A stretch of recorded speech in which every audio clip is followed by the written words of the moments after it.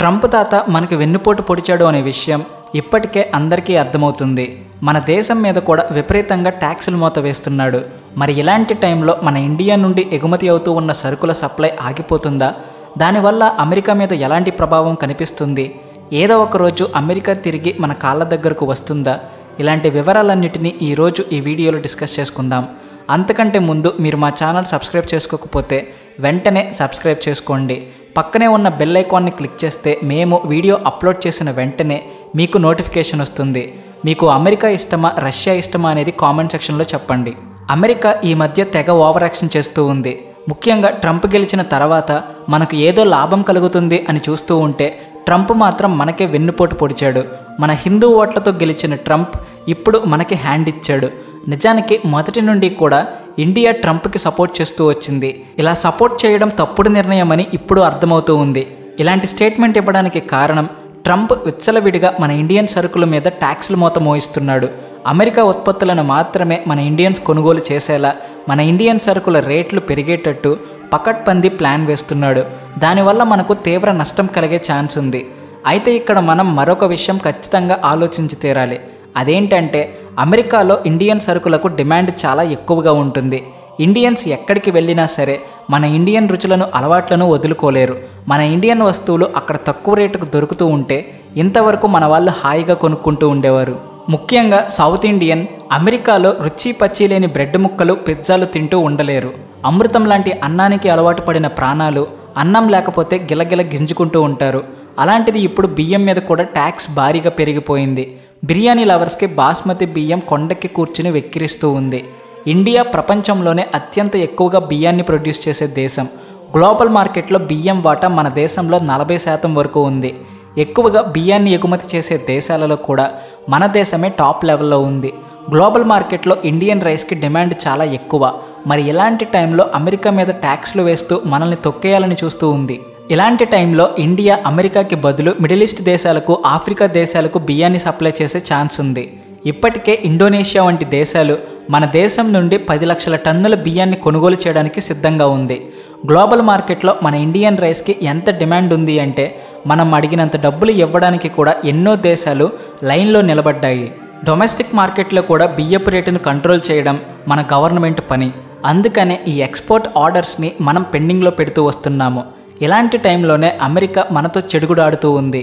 మన భారతీయ వస్తువుల మీద, ముఖ్యంగా ఆహార పదార్థాల మీద భారీ ఎత్తున ట్యాక్స్లు వేస్తూ ఉంది. దీనివల్ల అమెరికాతో ఇండియన్ వ్యాపారం ప్రమాదంలో పడుతూ ఉంది.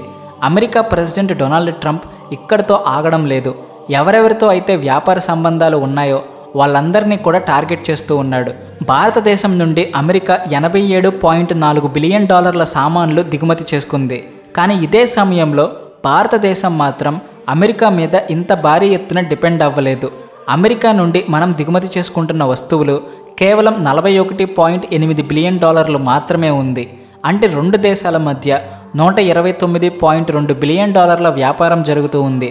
అయితే అమెరికా మన నుండి $87.4 బిలియన్ సామాన్లు కొనుక్కుంటూ ఉంటే మనం మాత్రం అమెరికా నుండి $41.8 బిలియన్ సామాన్లు మాత్రమే కొనుక్కుంటూ ఉన్నాము.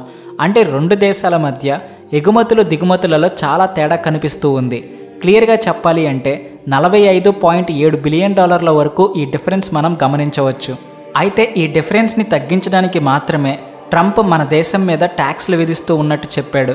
ఒక రకంగా అతను చేస్తున్నది కూడా న్యాయమే అని అనుకోవాలి. మనము ఎలాగైతే మన దేశం బాగుండాలి, మన దేశం లాభపడాలి అని ఆలోచిస్తూ ఉంటామో అదేవిధంగా డొనాల్డ్ ట్రంప్ కూడా తన అమెరికా లాభాలు గడించాలి అని ఆలోచించడంలో తప్పులేదు.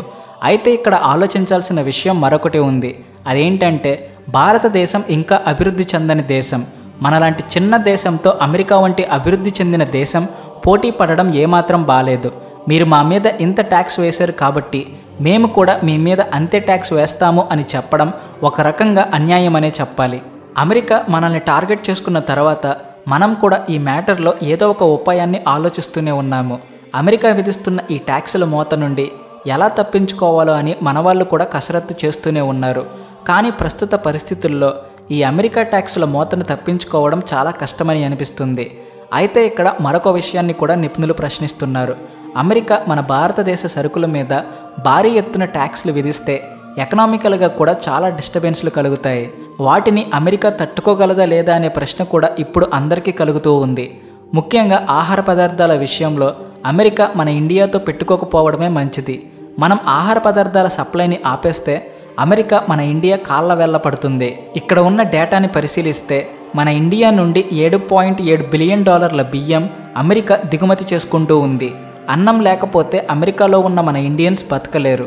వీటితో పాటు సీ ఫుడ్ కూడా మనం $7.1 బిలియన్ వరకు ఎక్స్పోర్ట్ చేస్తూ ఉన్నాము. మసాలాలు $4 బిలియన్, ఇక కూరగాయలు వంటివి $3.5 బిలియన్, నూనె గింజలు $1.5 బిలియన్. ఇవన్నీ మనం ప్రతి ఏటా అమెరికాకు పంపిస్తూ ఉన్నాము.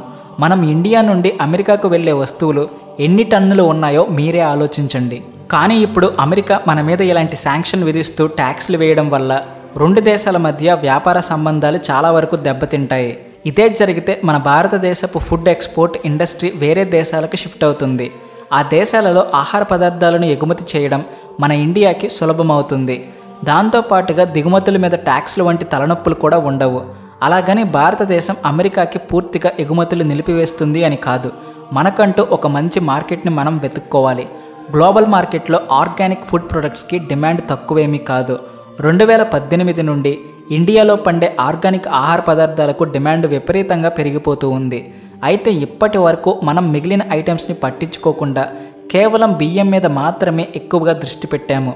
ఈ బియ్యాన్ని కూడా మనం ఎక్కువగా అమెరికాకి ఎక్స్పోర్ట్ చేస్తూ వచ్చాము.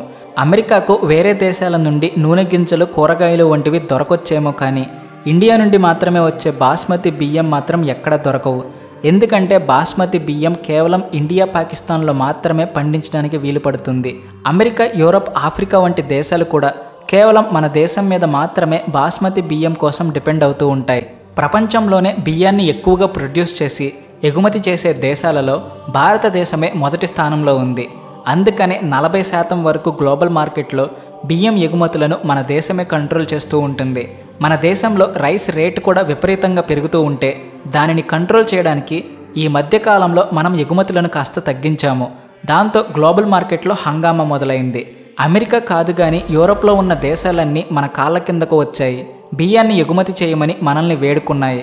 ఎందుకంటే మన ఇండియా బియ్యాన్ని ఎగుమతి చేయడం ఆపగానే అక్కడ బియ్యపు రేట్లు ఆకాశాన్ని తాకుతూ ఉన్నాయి. భారతదేశం కాకుండా ఇంకా వేరే ఏ దేశం కూడా బియ్యాన్ని ఎగుమతి చేయలేవు. ఇప్పటికే ఇండోనేషియా వంటి దేశాలు 10 లక్షల టన్నుల వరకు సాధారణ వైట్ రైస్ని ఎగుమతి చేయమని మనల్ని అడుగుతూనే ఉన్నాయి. అయితే మనతో మంచి రిలేషన్స్ పెట్టుకున్న దేశాలకు మాత్రమే మనం బియ్యాన్ని ఎగుమతి చేస్తూ ఉన్నాం. ఇక అమెరికా మనతో రిలేషన్స్ మెల్లమెల్లగా పాడు చేసుకుంటూ ఉంది. కాబట్టి ఈ విషయంలో కూడా మనం కఠిన నిర్ణయం తీసుకోక తప్పదు. ఈ వీడియో మీద మీ అభిప్రాయాన్ని కామెంట్ సెక్షన్లో తెలియచేయండి. అలాగే వీడియో నచ్చితే వెంటనే లైక్ చేసి షేర్ చేయండి. మీ ఫ్రెండ్స్ అండ్ ఫ్యామిలీ మెంబర్స్కి కూడా మా ఛానల్ను రికమెండ్ చేయండి. Thanks for watching.